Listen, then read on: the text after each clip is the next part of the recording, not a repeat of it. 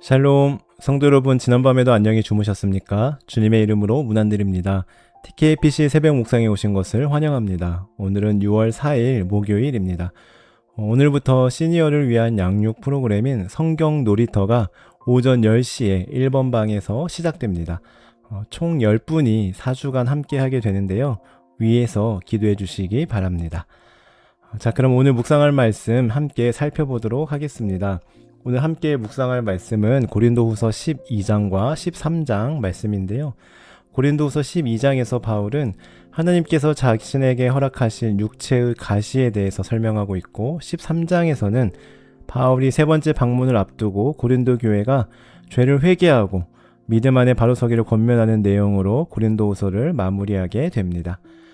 이러한 내용을 바탕으로 고린도후서 12장과 13장의 말씀을 세 번역으로 읽어드리겠습니다.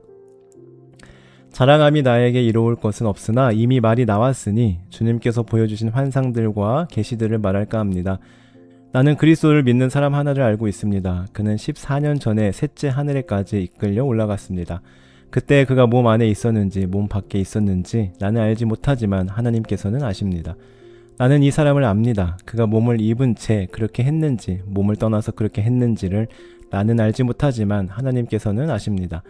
이 사람이 낙원에 이끌려 올라가서 말로 표현할 수 없고 사람이 말해서도 안 되는 말씀을 들었습니다. 나는 이런 사람을 자랑하려고 합니다. 그러나 나 자신을 두고서는 내 약점밖에는 자랑하지 않겠습니다. 내가 자랑하려 하더라도 진실을 말할 터이므로 어리석은 사람이 되지는 않을 것입니다. 그러나 자랑은 삼가겠습니다. 그것은 사람들이 내게서 보거나 들은 것 이상으로 나를 평가하지 않게 하려는 것입니다. 내가 받은 엄청난 계시들 때문에 사람들이 나를 과대평가하려는지도 모릅니다. 그러므로 내가 교만하게 되지 않도록 하나님께서 내 몸에 가시를 주셨습니다. 그것은 사탄의 하수인이라고 할 수 있는데 그것으로 나를 치셔서 나로 하여금 교만해지지 못하게 하시려는 것이었습니다. 나는 이것을 내게서 떠나게 해달라고 주님께 3번이나 간청하였습니다. 그러나 주님께서는 내게 이렇게 말씀하셨습니다. 내 은혜가 내게 족하다. 내 능력은 약한 데서 완전하게 된다.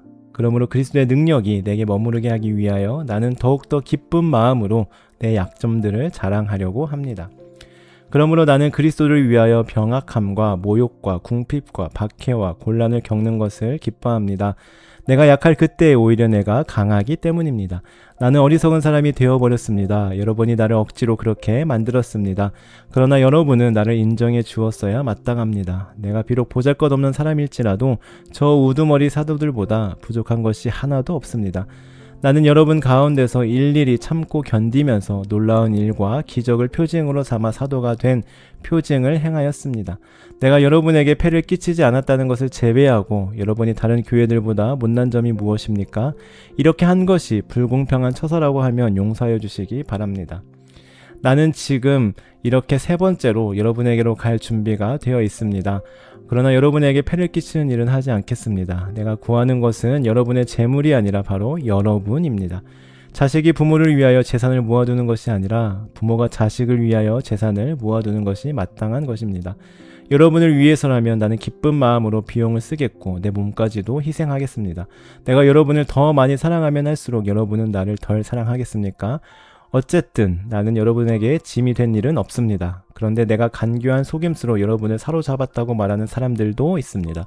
내가 여러분에게 보낸 사람들 가운데 누구를 통해서 여러분을 착취한 일이 있습니까? 내가 디도에게 여러분에게로 가라고 권하였고 또 그와 함께 형제 한 사람을 보냈는데 디도가 여러분을 착취한 일이 있습니까? 디도와 내가 같은 정신으로 행하고 같은 방식으로 살지 않았다는 말입니까?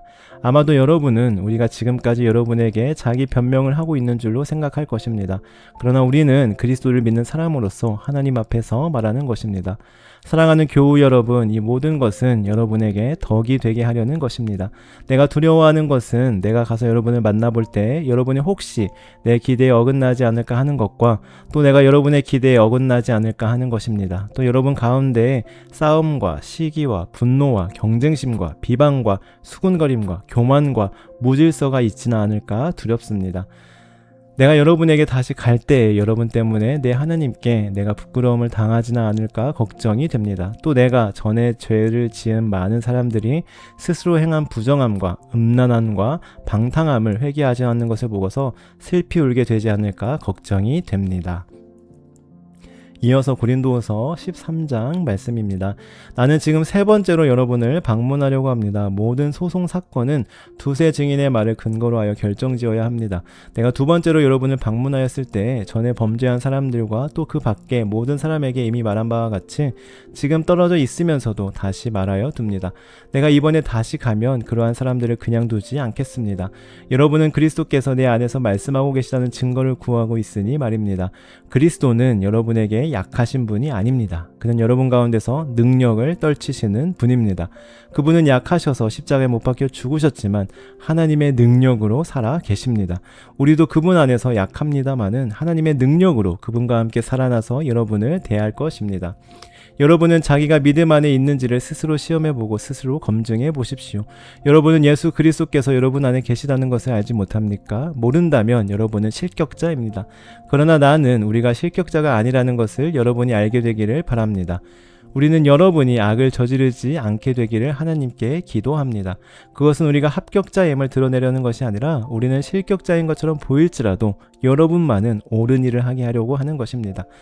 우리는 진리를 거슬러서는 아무것도 할 수 없고 오직 진리를 위해서만 무언가 할 수 있습니다. 우리는 약하더라도 여러분이 강하면 우리는 그것으로 기뻐합니다. 우리는 여러분이 완전하게 되기를 기도합니다. 내가 떠나 있는 동안에 이렇게 편지를 하는 것은 내가 가서 주님께서 주신 권한을 가지고 사건들을 처리할 때 너무 엄하게 대할 필요가 없게 하려는 것입니다. 이 권위는 여러분을 넘어뜨리라고 주신 것이 아니라 세우라고 주신 것입니다. 끝으로 말합니다. 형제자매 여러분, 기뻐하십시오. 온전하게 되기를 힘쓰십시오. 서로 격려하십시오. 같은 마음을 품으십시오. 화평하게 지내십시오. 그리하면 사랑과 평화의 하나님께서 여러분과 함께 하실 것입니다. 거룩한 입맞춤으로 서로 인사하십시오. 모든 성도가 여러분에게 문안합니다. 주 예수 그리스도의 은혜와 하나님의 사랑과 성령의 사귐이 여러분 모두와 함께 하기를 빕니다. 아멘. 오늘 말씀에서 바울은 하나님께서 주시는 엄청난 신비와 계시를 맛보았다고 먼저 고백합니다. 그런데 그렇게 영적으로 충만했던 바울의 몸에는 자신을 밤낮으로 괴롭히는 치명적인 질병이 있었음을 또한 고백하는데요. 이 질병에 대해 학자들은 심한 간질이었을 것으로 추측합니다. 어쨌든 이러한 바울의 질병을 보며 남들의 병은 기도로 다 고쳐주면서 정작 자기 몸의 병은 고치지 못하는 바울을 보며 사람들은 조롱했을 것입니다. 물론 바울은 하나님께 이 육체의 가시를 좀 제거해달라고 간절히 매달려 기도했습니다. 그러나 하나님은 바울의 그 간절한 기도에 노라고 거절하셨는데요. 병을 낫게 해주시기는커녕 하나님께서 그 가시를 남겨두신 이유에 대해 이렇게 말씀합니다. 12장 7절입니다. 내가 받은 엄청난 계시들 때문에 사람들이 나를 과대평가하는지도 모릅니다. 그러므로 내가 교만하게 되지 못하도록 하나님께서 내 몸에 가시를 주셨습니다. 그것은 사탄의 하수인이라고 할 수 있는데 그것으로 나를 치셔서 나로 하여금 교만해지지 못하게 하시려는 것이었습니다. 그렇습니다. 바울이 고백하고 있는 것처럼 하나님께서 바울에게 가시를 주신 목적은 그를 괴롭히기 위해서가 아니라 교만해지지 못하게 하시려고 주신 것이었습니다. 여러분 생각해 보십시오. 바울은 다른 사람들은 경험하지 못한 엄청난 영적 체험을 했고 대단한 능력을 행했습니다. 그런데 만약 자신의 몸에 가시마저 없고 완벽하게 건강했다면 어떻게 되었을까요? 아마 교만해져서 목이 뻣뻣해졌을 것입니다. 사람들이 자기를 신처럼 떠받들 때 아니다 라고 거절할 힘이 없었을 것입니다. 교만은 영혼을 죽이는 가장 무서운 독약임을 바울은 깨달았던 것이죠. 그래서 바울은 이 가시가 자신을 찌를 때마다 느꼈습니다. 아, 나는 하나님이 아니구나. 나는 한없이 연약한 흙덩어리, 질그릇에 불과하구나. 주님이 붙들어 주시지 않으면 나는 단 하루도 숨 쉴 수 없는 죄인이구나 하고 말이죠. 즉, 그 가시는 바울을 괴롭히는 것처럼 보였지만 결과적으로는 바울의 영혼을 살려내는 도구였던 것입니다. 그래서 바울은 하나님의 이러한 말씀에도 믿음으로 받아들일 수 있었습니다. 고린도후서 12장 8절과 9절 말씀입니다. 그러나 주님께서는 내게 이렇게 말씀하셨습니다. 내 은혜가 내게 족하다. 내 능력은 약한 데서 완전하게 된다. 아멘. 내 은혜가 내게 족하다.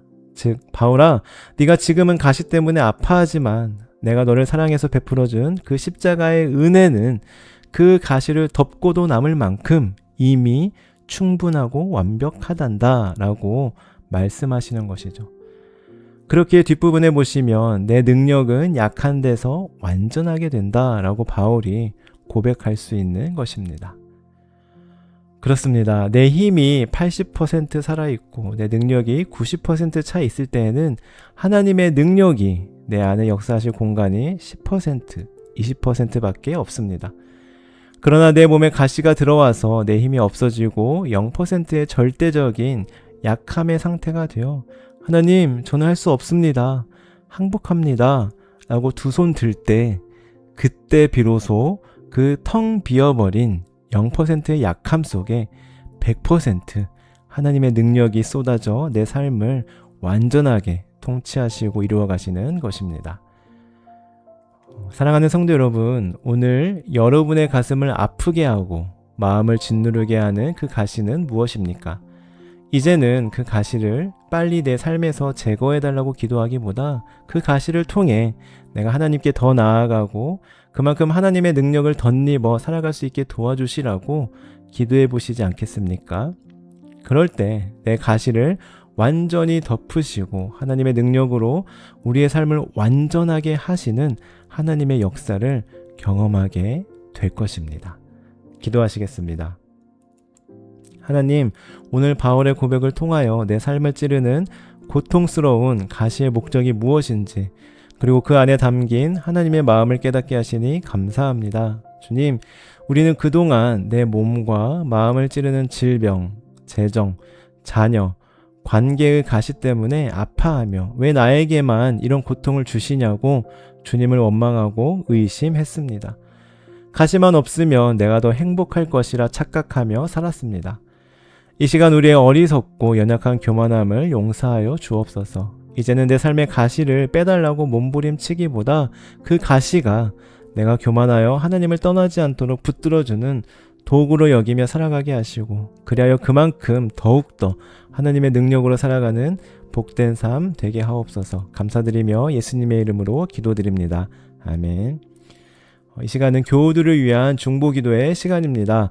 오늘은 이민희 권사님을 위해, 그리고 김호찬 집사님과 박명실 집사님 가정을 위해, 마지막으로 김금순 권사님 위해서 기도해 주시기 바랍니다. 기도하시겠습니다.